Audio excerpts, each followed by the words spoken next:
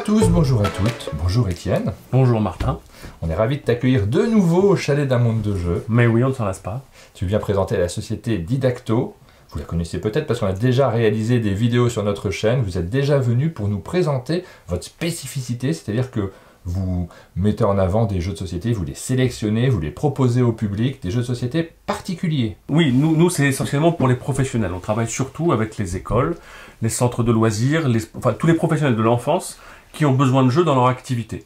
Et c'est aussi par exemple les orthophonistes ou les psychomotriciens par exemple. Mais on s'adresse aussi au grand public à travers notre site, donc didacto.com, sur lequel on a plus de 2700 jeux aujourd'hui. Donc c'est quand même une très très large sélection. Alors, vous pouvez retrouver le site, alors c'est pas le seul moyen de se procurer les jeux, mais vous avez un site sur lequel on va retrouver toutes les références, on va retrouver votre expertise aussi, parce qu'à chaque fois, sur les différentes fiches, c'est un petit peu différent d'un site de vente en ligne, on a également des références, on a également parfois les règles qui sont présentées, ça c'est une de vos particularités. Tout à fait, les règles à télécharger gratuitement depuis notre site, oui, tout à fait. Et vous avez un regard qui est très pointu sur les jeux, et on s'est dit que ça valait le coup de faire une petite sélection, mais alors pas n'importe laquelle, une sélection qui s'oriente sur un domaine particulier, sur des jeux qui vont être utilisés dans un cadre mathématique. On entend souvent dire qu'on a besoin d'ingénieurs, on a besoin de développeurs, et puis qu'à la fois on s'écroule dans tous les classements internationaux, donc pour nous c'est quelque chose qui nous touche, hein, parce que les mathématiques, voilà, c'est vraiment au cœur de notre activité. On propose plus de 500 jeux et outils pédagogiques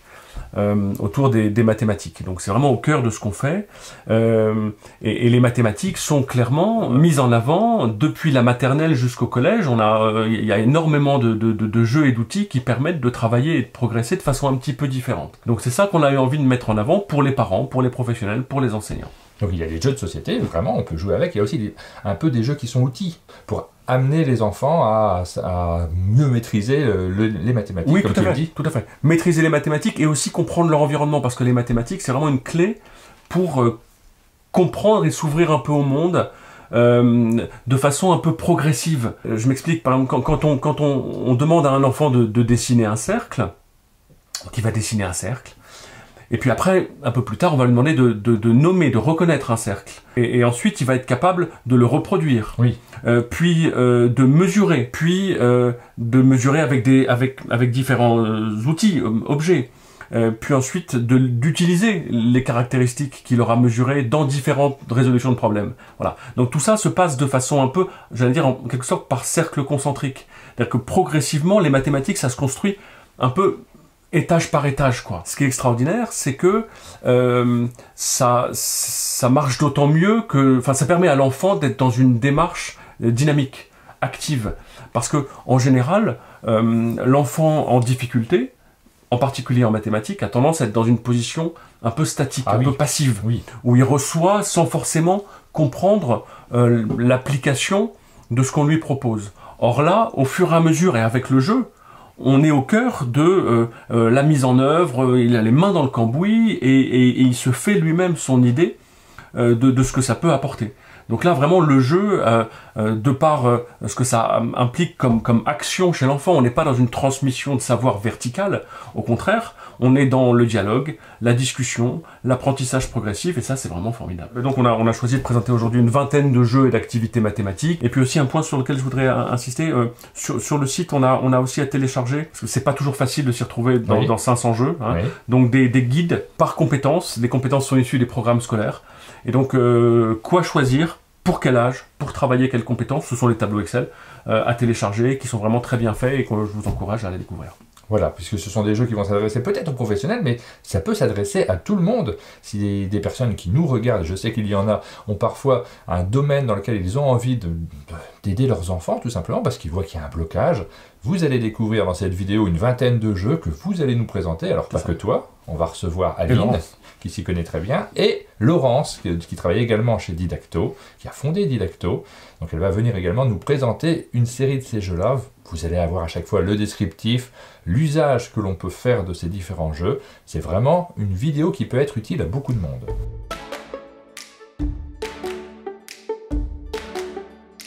C'est souvent par la manipulation que les enfants vont tester leurs propositions mathématiques, vont essayer de répondre aux questions qui leur sont posées.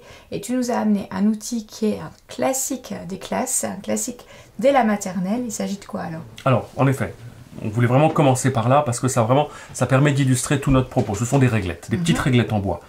La plus petite c'est un cube de 1 cm d'arête. Voilà. Et puis on a son petit copain qui fait 2 cm d'arête, 3 cm, etc. Donc à chaque fois 1 fois 1 fois 2, 3, 4, 5, 6, 7 jusqu'à 10. Okay, et donc ça permet en mathématiques une richesse incroyable de travail depuis la petite section, c'est pour les tout petits, jusqu'au collège. C'est quand même incroyable. Au départ, je veux dire, c'est très simple, on laisse les enfants s'amuser et faire leur petite construction, leur petit train, leur jeu libre, ils s'amusent avec ça, et ça, je peux vous dire déjà, ils peuvent y passer des heures. Voilà. Qu'est-ce qu'ils font? Ils comparent. Ils s'aperçoivent naturellement que, en effet, voilà, on peut faire des grandeurs, faire des séries, par exemple. On peut faire des petites échelles comme ça, pour s'apercevoir que, hop, voilà. Donc là, on est déjà complètement dans les maths, puisqu'on est sur une notion plus petit, du plus petit au plus grand. Par exemple, on peut demander aux enfants de compléter. Je fais ça, je mets celui-là comme ça. Qu'est-ce qu'il faut mettre au bout pour que, hop, on arrive au même nombre. Donc on s'aperçoit qu'en effet, on complète avec une petite truc blanche. Voilà. À ce moment-là, on n'est pas forcément on nomme pas forcément 5 plus 1 égale 6. Mais dans l'esprit de l'enfant, ça c'est induit. Si on est là-dessus, par exemple, donc 5 plus 1 égale 6, mais on voit aussi que 4 plus 2 égale 6. Donc ça en soi, c'est déjà intéressant. Travailler sur les compléments, c'est une grande compétence. C'est un grand truc. Donc on est sur l'addition, on est aussi sur la soustraction. Si j'enlève 2, qu'est-ce qui me reste? Comment ça se passe? Voilà. Si on va un chouïa plus loin encore, par exemple, si je fais ça, 6 égale 2 fois 3, donc on est dans l'addition, on est aussi potentiellement, on vient de le voir, dans la multiplication, d'autant qu'on peut avoir aussi bien le 9, là, qui est celui-là, quick, voilà. Donc on pourra avoir 3 fois 3, par exemple. Mais on voit aussi, par exemple, que avec celui-là, on est sur la moitié. Donc on est sur la fraction, par exemple. Sur les fractions, on est au cycle 3. Donc on est parti d'un jeu libre qui permet à l'enfant juste de manipuler et de comprendre un peu les grandeurs, et on aboutit aux fractions qui vont jusqu'au collège. C'est vraiment un outil mathématique hyper puissant, dont on voit que l'enfant peut se jeter dedans et qu'il y a plein de niveaux possibles de manipulation et d'apprentissage. Donc là, nous, on adore, et c'est une porte d'entrée vraiment forte pour tout ce qu'on va voir ensuite. Moi, je l'ai énormément vu utiliser, notamment vu utiliser par les maîtres, eux, qui prennent les enfants en difficulté, qui ont besoin d'une manipulation vraiment particulière pour comprendre quelque chose qui, par exemple, tu l'as dit, peut être les fractions, qui est quelque chose qui n'est pas forcément compris du premier coup et qui nécessite qu'on teste, qu'on essaye, qu'on puisse le voir et le toucher. Tout l'intérêt de ces réglettes, c'est qu'elles ne sont pas numériques, elles ne vont pas être graduées comme pourrait l'être une règle. Et ça, c'est intéressant dans la manipulation que ça permet. Oui, en effet, au début, en maternelle, on travaille avec les couleurs. Et les couleurs dans les réglettes sont toujours les mêmes pour que l'enfant puisse s'y retrouver. Donc, par exemple, au départ, on va dire jaune plus blanc égale vert foncé. Et c'est juste à partir du CP qu'on va vraiment introduire la notion numérique.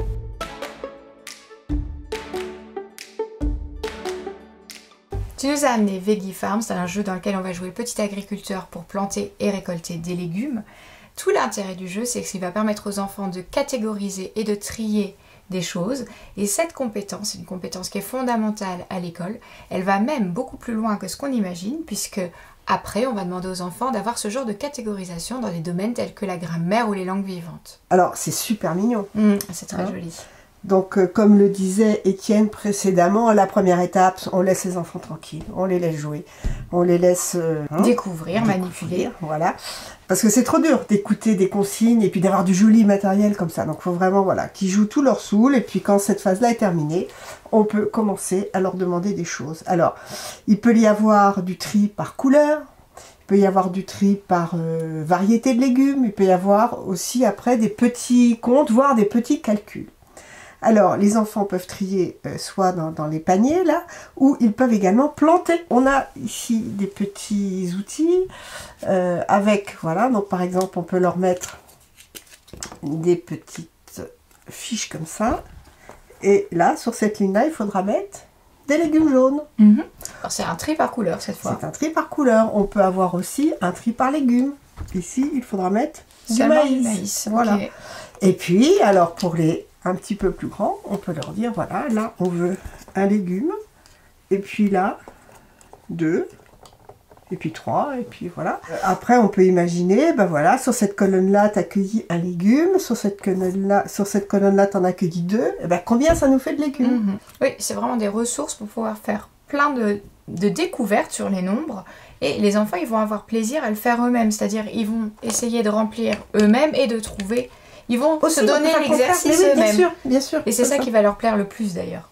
Alors pour continuer à illustrer le propos de Veggie-Farm, Oui. voilà un outil tout simple. C'est un puzzle, mais un grand puzzle. Oui, avec Voilà. des grandes pièces. Avec des grandes pièces. Et donc c'est une araignée qui tisse sa toile. Et l'air de rien, eh bien on a aussi de l'association, de la catégorisation et du comptage. Les pièces, ce qui est chouette, c'est qu'elles peuvent aller dans des endroits différents. Ah bah oui, parce qu'elles sont un peu identiques. Ici, on voit qu'on a Voilà. un certain type de pièces C'est ça. sur le deuxième tour. Et puis, il y a des pièces qui sont plus grandes qui sont à l'extérieur. C'est ça. Et on peut les remettre de différentes manières. Et l'idée, à un moment donné, ça va être voilà, d'aligner les 1, d'aligner les 2, Ah oui. les 3 et les 4. Ah, j'avais pas fait attention. Effectivement, on a on a une numérotation qui est induite. Et là, on a tous les éléments avec un seul élément. C'est ça. Et donc ça va permettre aux enfants de réfléchir. Ils peuvent faire n'importe quoi au début. Oui. Ils peuvent juste s'amuser. Et après, ils vont pouvoir introduire les nombres. Voilà, c'est ça. Alors, vous nous avez amené Numérix, c'est ça, un jeu de Geco. Un jeu de Geco qui est vraiment dans l'air du temps de ce qu'on peut trouver, nous, en tant qu'enseignantes, quand on fait des recherches sur Internet, pour nous aider à préparer notre séance de maths. Ça, c'est vraiment très typique de ce qu'on fait au Canada ou aux États-Unis et qu'on va pouvoir trouver, mais des fois télécharger et imprimer, mais qui nous demande un temps et un investissement incroyable à la maison en termes de découpage et de plastification. Mais c'est des choses qu'on trouve vraiment très régulièrement. Alors elles sont très intéressantes parce qu'elles vont permettre, avec des petites pinces à linge, de faire des choix sur des disques en sélectionnant la bonne réponse. On est sur un jeu pour compter, non pas pour faire des opérations, mais pour dénombrer, à partir de 4 ans. Donc on est en moyenne section de maternelle pour les petits, et on est sur en effet les différentes représentations de la quantité. Donc la quantité, elle est indiquée par un chiffre, et puis par en effet une constellation, le schème, les doigts, et le nombre de petits objets que cela représente. Donc on a une trentaine de cartes comme ça dans la boîte. Hein. À chaque fois, on a donc un petit camembert, une petite part de camembert en couleur. C'est à partir de là qu'il va falloir se repérer. Donc je mets une pince à linge sur ma part en couleur. Et quelles sont les deux autres petites parts de camembert ou grandes parts de camembert qui représentent le même nombre que celui qui est indiqué sur le camembert coloré. Donc là, par exemple, 6, on a celui-là, clac, la petite constellation, donc je mets également une petite pince à linge, et puis on a le schème comme ça, clac. Et pour vérifier si j'ai bon, ce qui est formidable, c'est que c'est évidemment autocorrectif, clac, les deux petits smileys, donc j'ai bon. Ça marche super bien en classe, les enfants adorent, et comme ça, ils s'habituent, ils se familiarisent avec les différentes façons de montrer les nombres et de les représenter. Alors je le disais tout à l'heure, c'est vraiment très efficace ça pour une maîtresse parce que c'est du matériel pédagogique qui est déjà tout prêt et en plus c'est autocorrectif. Ça veut dire que ça peut être utilisé dans un atelier autonome qui est fait en classe pendant que la maîtresse est occupée ailleurs, mais c'est une occupation pédagogique qui est intéressante, c'est pas juste de l'occupationnel. Donc toujours dans le même cadre, pour compter, on a un jeu d'un éditeur hollandais qui s'appelle Toys for Life, et qui s'appelle Cherche et compte. C'est un jeu que vous ne trouverez pas partout, je peux vous le dire. Il s'agit donc de compter on a 6 plaques comme ça, recto verso, qui représentent des scènes de la vie quotidienne. Et donc on vous demande de compter différents éléments qui sont présents sur cette image. Donc il va y avoir de la discrimination et du dénombrement. Et c'est vraiment un matériel qui tape dans l'œil d'une maîtresse, ça. Hein. Oui. C'est du bois, c'est durable, il y a un abac, les enfants peuvent avoir l'habitude, dans les classes on l'utilise beaucoup, peuvent avoir l'habitude de faire comme ça. Et c'est motivant parce que c'est plein de couleurs. Par exemple là, Aline a commencé à compter les tentes. Donc on peut par exemple commencer à mettre simplement une petite bille rouge sur les différentes tentes représentées sur l'image. Voilà, tac. Là j'ai déjà fait une partie du travail. Je les mets en effet sur la bac, tac, tac, tac, voilà. Hop, hop, et hop. Et ensuite, ce qui est formidable, c'est que c'est également autocorrectif. Je retourne et je vois qu'il y en a 5, il y a le chiffre 5, et la représentation en constellation, avec en effet 5 petits points qui correspondent aux 5 tentes vues sur l'image. On a de la même façon, on compte les enfants, on compte les lapins, on compte tout ce qu'on veut. Ce qui est intéressant, c'est qu'on va pouvoir dénombrer une fois que c'est posé, ou alors en le mettant et compter au fur et à mesure. Et ça, c'est deux choses très différentes pour les enfants. Il y a des enfants pour qui c'est plus facile de le faire en dénombrant et des enfants qui le feront à la fin. Et c'est comme ça que l'enfant va jouer. Il va poser la scène devant lui, la petite réglette côté nombre ou côté dessin, et il va pouvoir jouer de cette façon. On enchaîne avec Petit Market. C'est un jeu qui est publié par Djeco, qui joue à partir de 5 ans, je vois indiqué sur la boîte. Et là, on commence à faire des petits calculs. Et notamment autour de la monnaie. Bah oui, c'est un petit marché. Voilà. Donc, il s'agit d'aller faire ses courses. Donc, on a chacun une plaque. Voilà. Chacun son tour, on va jeter le dé et on va avancer sur le circuit. Si je m'arrête, par exemple, sur les légumes, eh bien, les légumes, chez moi, ça coûte 5.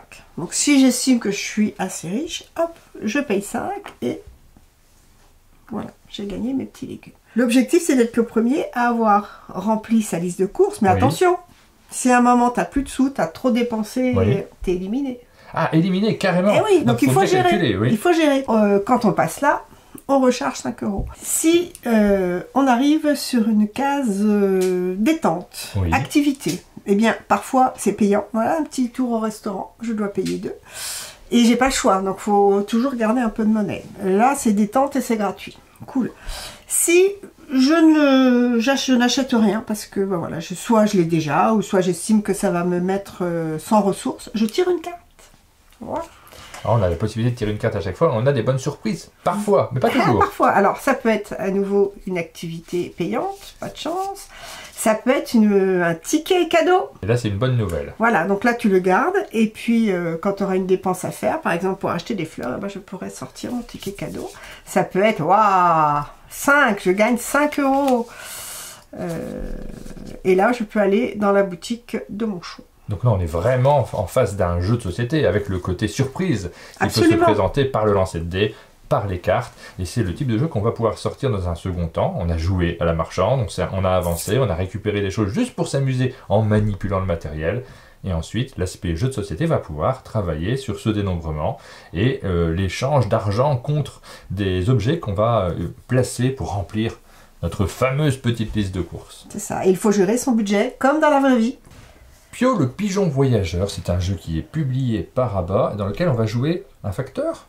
Et oui, un facteur, parce qu'on est parti en voyage très loin et on envoie des cartes postales à nos amis. D'accord. Voilà. Mais encore faut-il avoir les timbres qui vont bien pour affranchir les cartes postales. Ah bah oui, parce que c'est pas forcément les mêmes timbres en fonction des cartes postales. Voilà. Donc le premier niveau, on joue sur le côté carte postale et on a mis ici des timbres avec des valeurs entre 1 et 6. Et on a chacun 3 timbres.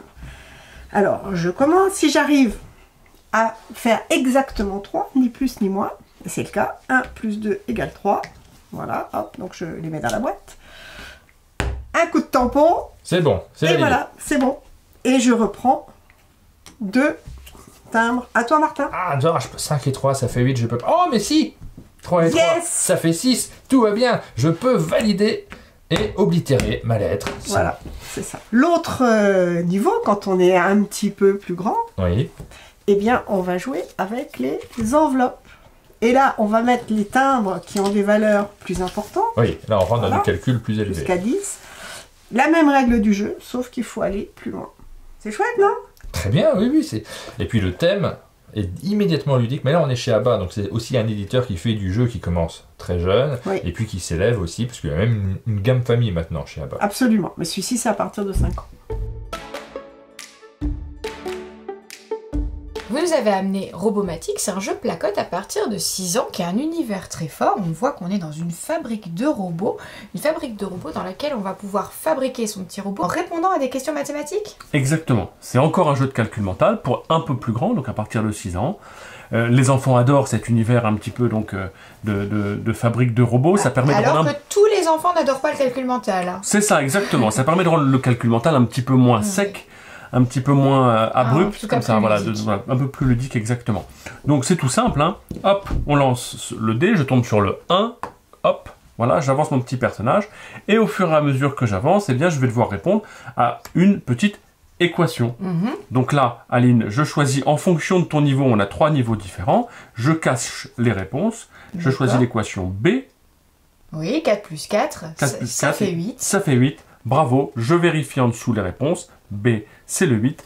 Donc, tu restes à ta place, puisque tu as gagné le droit de rester à ta place. Et au fur et à mesure, donc on va avancer comme ça, et quand on tombe sur un emplacement fabrique de robots, et bien là, c'est un petit peu plus compliqué, puisque c'est un peu comme une petite équation.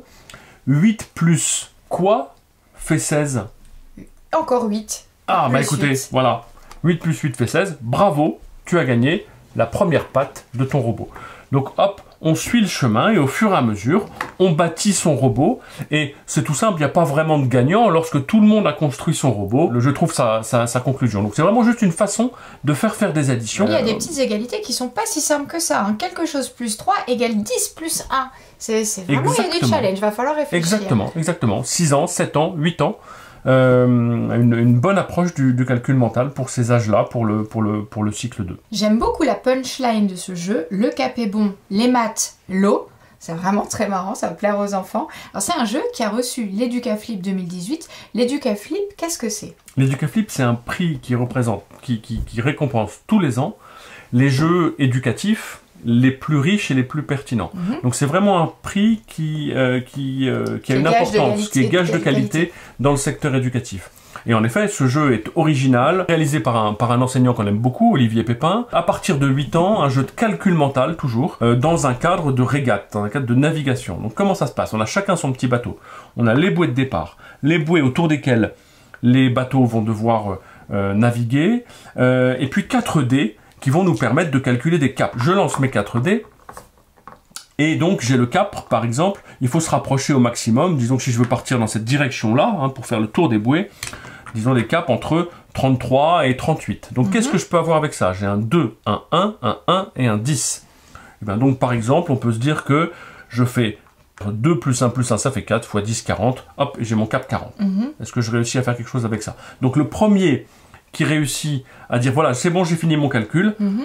On n'est pas obligé de chercher tous les deux le même nombre. Exactement, chacun choisit le cap qu'il souhaite. Donc on peut aller au plus rapide. On peut se dire 40 c'est le plus rapide, je vais aller plus vite que mon petit copain, mais ça dépend du niveau des enfants. Si les enfants sont pas tout à fait du même niveau, on peut aussi laisser chacun calculer tranquillement. Je veux dire, faut adapter le jeu, au niveau des enfants.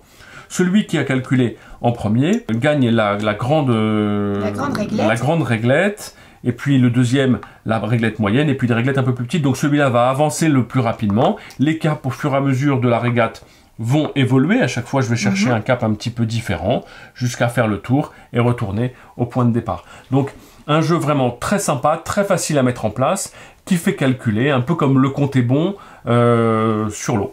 Et avec un matériel qui fait un peu le lien entre l'école et la maison, puisque là on est vraiment sur l'objet ludique qu'on peut ramener à la maison pour calculer avec les parents et les frères et sœurs. Alors nous abordons maintenant un thème qui peut être parfois douloureux. Ah bon? Moi j'adore ça, les calculs.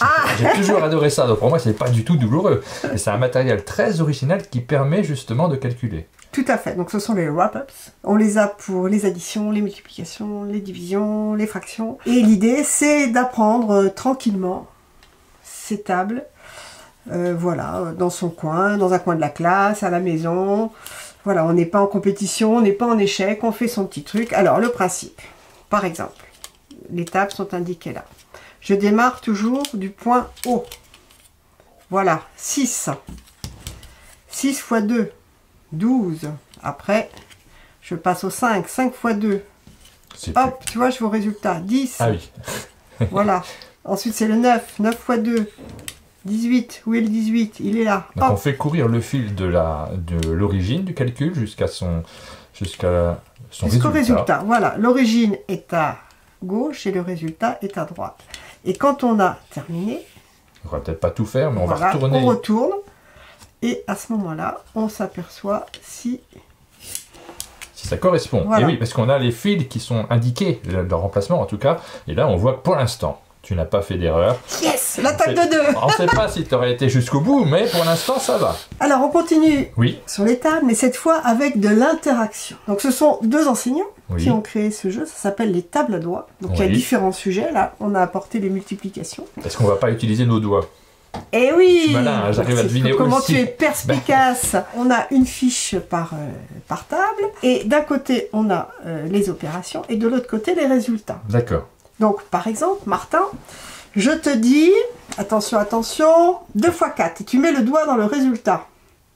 Alors, le trou est en dessous du résultat, donc ça doit être celui-ci. Voilà, et moi je vois que ton doigt apparaît dans le 2 x 4. Mon doigt est Maintenant, bon. tu peux me donner un résultat, et Ah, moi bah je oui. vais devoir trouver la bonne opération. Eh ben, je te propose Et tu peux enlever ton doigt, hein. Non, jamais. Je propose le 0. Ah, 0, fou, trop dur. Hop, Bravo, Voilà. c'est ça. bah, c'est tout bête, Oui. c'est génial. Ah bah pour réviser, c'est parfait, oui. Hein Oui, puis il y a tout de suite ce côté ludique. Alors, c'est pas vraiment du jeu de société dans lequel il va y avoir un Non. vainqueur, un perdant, c'est pas ça le but. Mais il y a un côté ludique pour réviser cette table. Voilà, et c'est immédiat, les enfants ils captent tout de suite et ils y vont. Donc je remonte pour qu'on comprenne bien. Le 2 x 4, il est indiqué de ce côté-ci. Si je mets mon doigt, je le mets de l'autre côté pour pouvoir retourner ma main. Je mets mon doigt ici. Et de l'autre côté, on voit que c'est bien le résultat 8. On retrouve une petite boîte métal, ce sont les fameux petits jeux d'Arithma qui sont déclinés dans plein de domaines différents, très utiles notamment en classe. Et cette fois-ci, on va présenter Fracto Dingo, Donc les fractions, on sait que c'est parfois quand même un domaine qui Ah pose oui. problème à beaucoup d'élèves. particulièrement les Fracto fractions. Dingo, c'est un grand classique pour travailler les fractions à partir de 8 ans. C'est vraiment une petite malle au trésor, quoi. Il y a plein de façons de jouer, 3 niveaux en quelque sorte, 3 niveaux d'écriture de fractions. On a la fraction réduite, on ne peut pas Oui. aller plus bas. On a la fraction représentée, Oui, sur avec un un élément dessin. graphique avec un dessin. On a la fraction écrite en nombre décimal. On a la fraction écrite en français, en toutes oui. lettres en quelque sorte. On a une addition de fractions et on a une fraction qui peut être réduite. Ah oui, donc ça va déjà Voilà. loin. Donc on a six façons d'écrire une fraction. À partir de là, déjà, faire prendre conscience de ça à l'enfant. Voilà, hein, déjà, là, on aura bien avancé. L'idée, c'est d'apparier des différentes façons d'écrire une fraction. Donc on a chacun un petit tas, on retourne chacun la première carte du tas, et dès que quelqu'un reconnaît 2 fractions similaires, eh bien hop, il les prend, et il a gagné, il a fait une paire. Avec ça, on peut aussi travailler avec la règle du rami, par exemple, ou la règle du mistigri, où chacun se repasse une carte, et dès qu'on a une paire dans son jeu, hop, on le met de côté jusqu'à ce qu'il ne reste plus que le mistigri. Oui, parce que là, on a du matériel, on a des cartes, et avec ces cartes, on peut jouer à plusieurs jeux différents. Exactement. C'est du matériel très adaptable, en classe ou à la maison. Moi, je l'ai fait avec ma fille, par exemple, et ça a très très bien marché, pour comprendre la notion de fraction et les différentes façons de représenter des fractions. Et elle veut devenir comptable depuis, c'est ça? J'espère que non, mais tout est possible. Coder et décoder un déplacement, se repérer et se déplacer dans un quadrillage sont des compétences de la maternelle, des compétences qui ne sont pas du tout évidentes. On n'est pas tous bien latéralisés, on ne se repère pas tous correctement dans l'espace, petit ou grand d'ailleurs. Et c'est Oui. tout l'intérêt de commencer dès les premiers âges à faire ce genre de jeu, les jeux qui ressemblent à Programmino, qui est un jeu Djeco. Voilà, à partir de 4 ans. Donc c'est tout simple. On a 2 types de fiches et 2 façons d'approcher le codage. Donc ici la consigne, l'ours doit se rendre dans sa grotte. Donc j'ai à ma disposition toutes les petites flèches et je vais trouver une manière. Ah, il tourne là, hein, n'est-ce pas? Donc là, on est vraiment dans l'exercice un petit peu empirique. On va tester pour trouver le bon déplacement, la bonne Voilà. solution. Tout à fait. Donc on peut reposer, échanger. Pour le moment, il n'y a pas de contrainte de temps. Non, pas du tout. Voilà. Et voilà. Bon, on dirait que ça fait un chemin. Et on prend la petite fiche pour valider son exercice. D'accord. Donc ça, c'est la première manière de faire. La deuxième manière, on a une contrainte. Donc on prend une fiche. Voilà. Et là, on a le déplacement du lapin. Et il Mais faut on ne trouver sait pas où il arrive. Voilà, où va le lapin. Donc on respecte là, voilà, tac tac. Donc là, on je tourne. décode, hein, puisqu'on C'est doit ça. lire le code et l'appliquer.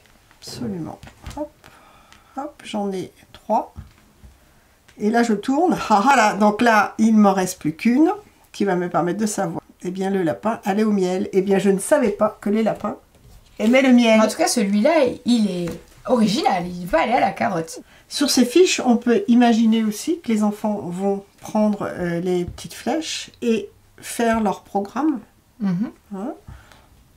Voilà, donc faire toute une série de codes comme ça et valider après en les positionnant sur le quadrillage que ça marche. C'est une suite un petit peu plus compliquée. Oui, c'est plus compliqué parce qu'il faut se représenter le déplacement. De la même façon, il y a un exercice qui serait vraiment intéressant à faire à partir de ce matériel. C'est une fois que le déplacement est fait, le raconter. Donc dire, on va d'abord avancer d'une case, puis on va tourner à droite, tourner à gauche. Et là, on mobilise le vocabulaire du déplacement et de la localisation qui n'est pas si évident. Tout à fait. On reste dans le codage et le décodage de parcours. On y ajoute même des coordonnées avec des abscisses et des ordonnées. Eh bien, on va pouvoir vraiment se déplacer dans l'espace cette fois avec Robot Coding. Absolument, qui est un jeu de l'éditeur espagnol Acros. On peut faire plein de choses avec ce matériel. J'imagine. Et là, il y a deux grands types de jeux qui sont proposés. Le premier va être plus simple. On va travailler en fait sur notre quadrillage et sur les abscisses et les ordonnées. Donc, on va déjà poser tout le matériel. Voilà. Donc là, on va dire que j'ai B1. Donc, je vais poser mon robot en B. On est déjà, dès le début, dans une compétence. Absolument. Pouvoir lire des coordonnées, c'est déjà compliqué. Ouais. Donc on va poser comme ceci notre robot, on va poser l'arrivée. Hein. Et ensuite, toujours avec les roues, on va faire avancer petit à petit son robot pour arriver, voilà, et imaginons mon arrivée est là. Donc au fur et à mesure, je vais me déplacer sur le plateau jusqu'à arriver au bon endroit. Donc ça, c'est vraiment pour travailler les abscisses, les ordonnées et le repérage sur le plateau. Ensuite, on va faire autrement. Et là, il va y avoir des petites bornes de Wi-Fi. Et en fait, derrière les bornes de Wi-Fi, on a de l'énergie pour nos robots. D'accord. Donc, on va pouvoir, au fur et à mesure qu'on passe dessus, les gagner sans révéler. Et on verra après, là, il n'est pas gagné en jour. Ouais. Donc ça, c'est aussi une autre façon de faire. Et la dernière, on a un point de départ et un point d'arrivée. Pareil, qu'on a tiré aux roulettes. Donc voilà, mon point de départ, mon point d'arrivée. Et là, on va, alors soit chacun pour son robot, ou soit tous ensemble pour un seul robot. On va utiliser le matériel, les flèches, et on va préparer ici son petit chemin. On va le faire à distance, allez, sans le poser directement. Voilà, c'est ça. Ah. Alors moi je le fais, oui, ok. Moi je vais utiliser ça, mais... Hop. Hop, voilà, et après on peut... Ah, j'aurais dû utiliser ça. Ça veut dire que le robot se tourne, si je comprends bien. Ouais. Voilà. C'est compliqué ça. Hein. Il va falloir retourner le robot dans le bon sens. Oui. Et on valide du coup. C'est mal parti. Je suis mal partie. Allez, vas-y. Bah oui. Je vous l'ai dit hein, que j'étais pas très douée. Si. Mais si, c'est que tu passes dans l'autre sens. Ah. Alors, si je fais ça et que je me retourne ici. Ouais. Donc ensuite... Génial. Ah. J'ai eu un peu peur, hein. J'ai pas tellement confiance en moi. Hein, C'est parce que moi j'étais partie par là, je me suis dit, pourquoi elle tourne dans ce sens-là? On pourrait aussi se donner des instructions mutuelles, n'est-ce pas? Va tout droit, tourne à droite. Ah, oui, parce qu'alors là, on entre dans un autre exercice. Si on dit que le déplacement à quelqu'un d'autre, on a tous les deux un effort à faire. Moi, pour anticiper le déplacement que tu dois faire, et toi pour le décoder et l'appliquer.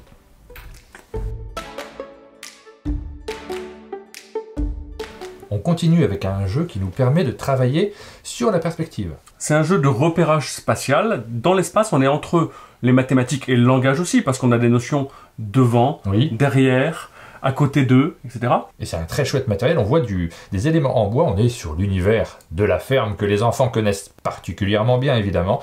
Et les différents éléments sont représentés sur des petites tuiles en bois qui seront agréables à manipuler et à disposer sur cet élément. Tout à fait. On a 3 niveaux, du plus facile au plus difficile, pour disposer les différents éléments de la ferme sur différents plans. On a quand même jusqu'à 5 plans différents, donc pas toujours facile à agencer. Tu es sur le plan numéro 1. Ah oui, moi je fais le plus facile. Je suis pas capable de faire plus difficile que ça. Déjà, voilà, en effet, le tracteur est devant l'arbre qui est lui-même devant la vache. Donc c'est à partir de 3 ans, hein, donc on est sur des enfants qui sont en petite, moyenne, grande section, CP éventuellement, pour les aider à comprendre cette notion, en effet, de plus loin, plus proche. Et on voit qu'on peut voir à travers aussi, donc on a des éléments qui sont plus complexes comme celui-ci, puisque sur la deuxième image, on voit que le personnage est caché, et on le voit par la petite fenêtre. Donc on a ce type d'éléments à faire aussi, et selon l'endroit où on le met, en profondeur, on va pas le voir exactement de la même façon. S'il est très proche, on ne le verra pas complètement, mais s'il est beaucoup plus loin, peut-être qu'on le verra mieux. Donc peut-être que ça peut rentrer en compte aussi dans l'analyse. Et ça permet d'embrayer également sur l'analyse de l'image, puisqu'on peut le travailler en art plastique. Quand on regarde des images, on peut parler du premier plan, du second plan, et réaliser des travaux dessus. On peut même pousser jusqu'au cycle 3. Alors c'est pas un jeu qui s'adresse directement aux enfants du cycle 3, c'est marqué à partir de 3 ans jusqu'à 7 ans sur la boîte. Un très chouette jeu en bois pour l'école ou pour la maison. On enchaîne avec l'éditeur québécois Placote qui propose toute une série de jeux qui sont très intéressants du point de vue pédagogique. Il s'agit cette fois-ci de Stationne tes voitures. Oui, c'est encore un jeu de repérage spatial. Ouais. Donc pour s'y repérer sur l'espace d'une ville avec des consignes qu'il va falloir appliquer. Et les consignes sont très importantes parce qu'on voit sur la boîte que c'est indiqué langage. Donc il y a un aspect mathématique évidemment, mais dans les mathématiques, il y a du langage. Exactement, on va aborder des notions de plus près, plus proche, à côté d'eux, loin d'eux, etc. C'est un jeu à jouer à partir de 3 ans. Donc on est là aussi de la petite section jusqu'au cycle 2 avec une quarantaine de défis à appliquer, tout simplement. Donc c'est tout simple, on a un grand plan de la ville et des voitures. Et là on vous dit, stationne la voiture bleue à côté du camion rouge et blanc. Qui est ici. Qui est ici. Allez, Martin, stationne la voiture bleue à côté du camion rouge et blanc. Et la voiture rouge à côté de la dépanneuse. Ouh là là, mais il y a beaucoup trop de consignes pour moi. Voilà. Donc, c'était la voiture... Oui, c'est ça. Très bien. Donc là, on est sur la notion de à côté. Au fur et à mesure qu'on progresse dans les défis, évidemment, on va travailler sur d'autres notions. Là, on a la notion de en avant de la maison rouge. Et puis ensuite, toujours... dans le stationnement de l'épicerie, oui. Sur le stationnement de l'épicerie, peut-être parfois il y a des petites... Donc le langage évolue au fur et à mesure des défis. Exactement. Entre les deux voitures de police, au milieu d'eux, à chaque fois, au verso de la carte, il y a la solution, bien évidemment. Donc après, on complexifie un petit peu les consignes. Stationne la voiture noire dans le stationnement de l'épicerie proche du gros arbre. Ah oui, voilà. Alors là, ça devient plus complexe. Stationne la voiture jaune au milieu du stationnement du parc. Oui. Voilà. L'emplacement n'est pas plus compliqué à trouver, mais c'est par contre la consigne qui est plus complexe à analyser. Exactement. Stationne la voiture jaune le plus proche possible de la voiture orange.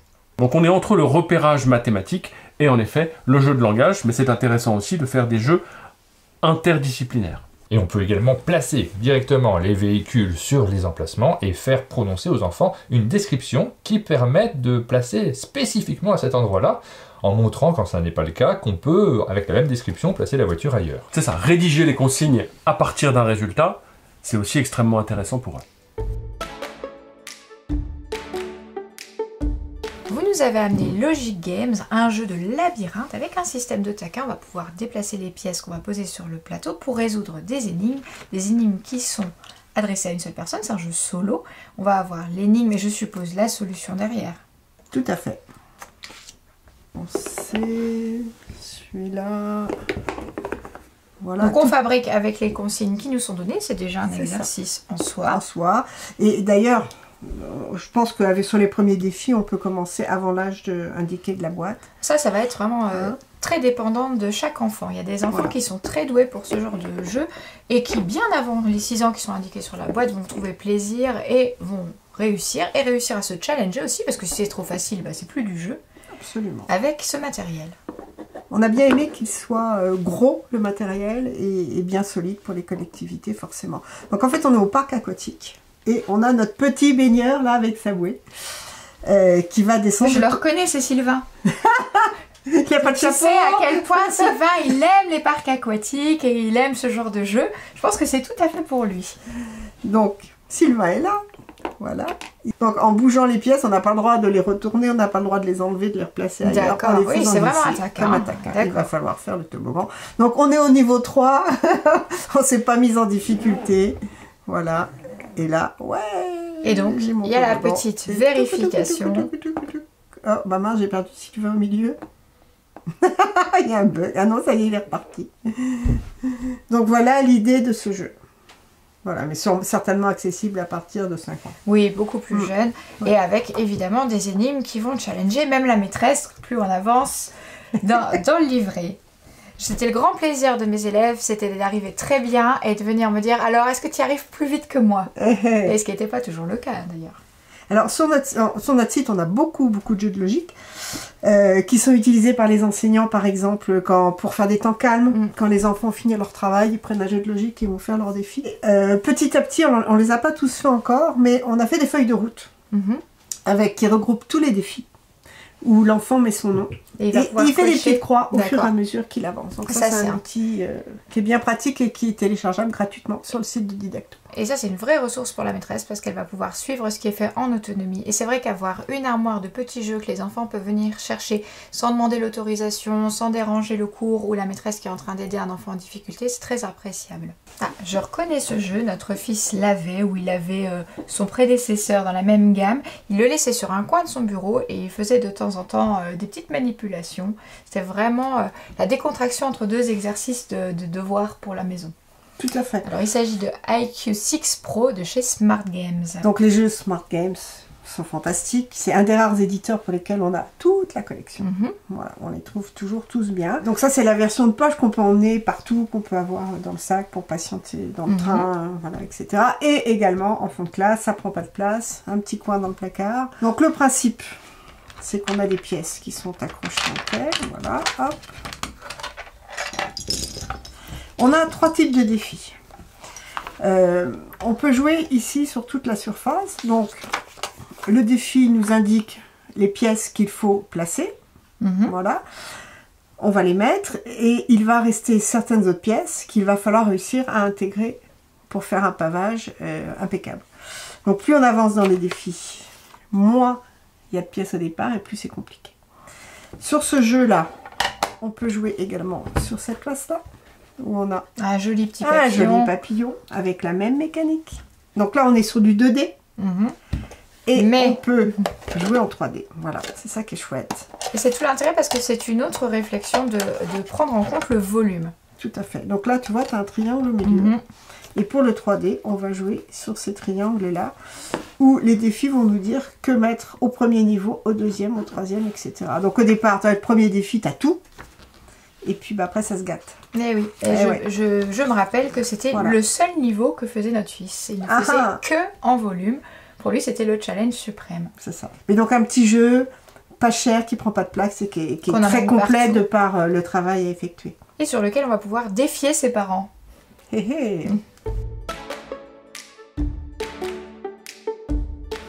Vous avez amené les créatures énigmatiques, qui est un jeu placote, et je vais en profiter pour vous parler de quelque chose que j'aime bien moi sur les jeux placotes, c'est le curseur d'âge ici, qui nous indique qu'on peut jouer au jeu à partir de 9 ans, mais qui va être intéressant quand on a 10 ans, 11 ans, 12 ans, 13 ans, jusqu'à 14 ans, parce que c'est l'âge pour lequel toutes les énigmes vont pouvoir être faites. Donc là c'est un jeu qui travaille une autre compétence, qui regroupe un petit peu toutes les compétences qu'on a vues précédemment, qui est la résolution de problèmes. Résoudre un problème en mathématiques, voilà, à partir d'un moment c'est compliqué, il faut mobiliser des compétences différentes pour arriver à son objectif. Donc là, pour motiver un petit peu les élèves, on leur a dit, vous allez résoudre des problèmes, ça va vous donner des points d'agilité, d'intelligence ou de force pour vaincre des créatures terrifiantes de tous les styles. Elles sont terrifiantes, on ne pourra pas se mentir.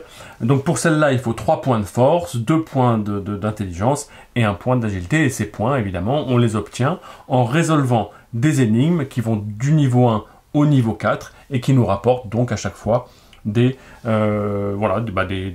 points, des gratifications. Et les énigmes sont de différents styles. Il y a des énigmes, en effet, comme on l'a vu, de repérage spatial, il y a des énigmes de logique, il y a des énigmes de calcul, il y a tout un tas d'énigmes différentes. On est vraiment face à des énigmes qu'on trouverait dans une escape game pour enfants, avec des différentes, comme tu l'as dit, différentes choses mises en œuvre dans les compétences mathématiques. Et c'est vraiment intéressant qu'on ait ce type d'exercice logique à proposer aux enfants, parce qu'on peut être très bon en mathématiques, mais très bon en mathématiques d'un point de vue mécanique, c'est-à-dire on maîtrise toutes les opérations, on a un calcul mental qui est extrêmement rapide, et pour autant ne pas être très bon en logique, même en compréhension de problèmes. Résoudre un problème, c'est pas seulement savoir calculer, c'est aussi comprendre ce qu'il faut faire. C'est d'ailleurs très intéressant dès la maternelle de proposer aux enfants des problèmes qui ont plusieurs solutions possibles, voire qui n'en ont pas de solution du tout, parce qu'on n'a pas les informations dans l'énoncé pour pouvoir les résoudre. Ici, choisir les bonnes informations dans l'énoncé, ça va être aussi un des enjeux proposés par les cartes. Les mathématiques ne s'appliquent pas à rien du tout, les mathématiques s'appliquent à la vraie vie. Donc à un moment, mobiliser ses connaissances pour résoudre un problème, c'est ce que les élèves vont devoir faire dans la vraie vie, en fait, au fur et à mesure. Donc on est vraiment sur des jeux qui commencent à les mettre dans des situations de réflexion, de logique et de compréhension de la consigne. Absolument, absolument. Voilà, donc pour les créatures énigmatiques, le dernier jeu de notre fabuleuse sélection de jeux mathématiques qu'on voulait vous présenter aujourd'hui. Donc je te remercie Étienne, je remercie Laurence de chez Didacto d'être venue au chalet pour nous présenter tous ces jeux qui permettent de faire un pas de côté dans la compréhension et l'apprentissage des mathématiques. C'est un enjeu majeur de pouvoir comprendre avant de calculer et par ces jeux on en a une occasion rêvée, ludique et bien plus facile que lors d'un exercice sec qui serait fait en classe sur une feuille. Merci à tous, merci de cette invitation. Avec et à très plaisir. bientôt. Ciao.